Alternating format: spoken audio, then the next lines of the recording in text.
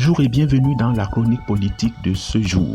Projet de loi des finances 2025 des désapprobations en désapprobation. Après le discours d'indignation et de révolte philippique de l'honorable Cabral Libye, président national du PCRN, après le communiqué de contestation et d'appel de l'honorable Jean-Michel Nitieux, le président du FCC, aux députés à se mobiliser pour empêcher la prospérité de la forfaiture du gouvernement RDPC au Parlement, c'est au tour des députés de l'UDC avec à leur tête l'honorable Koupit Adamou d'exprimer sa vive contestation et son rejet envers ce qu'il considère comme une forfaiture devenue coutume. Dans un communiqué de presse signé ce dimanche 1er décembre 2024 intitulé « Les députés UDC disent non à la forfaiture », le porte-parole des députés de l'UDC révèle que la conférence des présidents de l'Assemblée nationale a jugé recevable le projet de loi numéro 2074 portant loi des finances de la République du Cameroun pour l'exercice 2025 et que une plénière convoquée pour 14h30 a permis au Premier ministre de présenter le programme économique, social et culturel du gouvernement.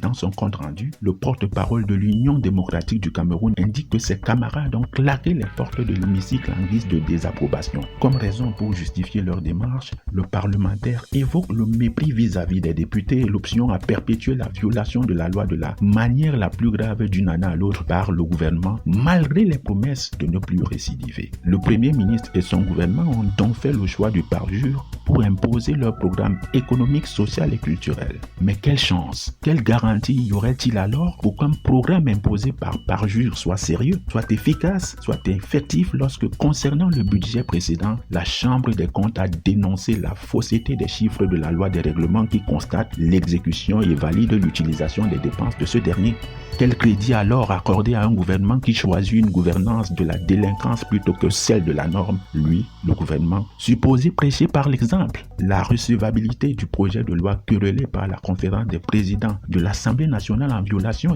des lois et règlements de cette auguste chambre interroge également sur le type d'idée que ces élus de la nation se font de l'État, sur la pertinence de leur sens du patriotisme et de la République, tout comme sur celui de la place de l'intérêt général chez eux. Dans une lettre ouverte adressée le 27 décembre 1990 au président de la République dans les colonnes du Messager, l'économiste et écrivain Célestin Monga dénonçait déjà une démocratie truquée dans laquelle il se moquait du ton outrageusement condescendant, paternaliste et prétentieux du fameux « Je vous ai apporté la démocratie » de Paul Biya. Dans n'importe quel pays normal, disait-il, les textes soumis au Parlement sont publiés longtemps à l'avance, ce qui permet aux élus du peuple d'y réfléchir sérieusement et à l'opinion publique de savoir ce qu'on lui réserve. 34 ans plus tard, plutôt que d'avoir évolué, notre défi libéral et notre intention démocratique semblent avoir régressé. L'universitaire Charlie Gabriel Mbok, qui les questionna, conclut au fétichisme politique et à ses diverses expressions comme cause de la mal-démocratie par un État auquel il manque l'humilité de renoncer à son omnipotence et à son omnicompétence. Nous en sommes encore là, hélas, des années plus tard, dans un environnement dans lequel le hooliganisme intellectuel, le militantisme de casserole, la prolifération des majestés de village et la monarchisation de la société, le complexe de l'imposition de l'unanimité absolue et les votes à 99,99% constituent de sérieuses pesanteurs qui plombent une régulation politique saine et l'émergence économique nationale.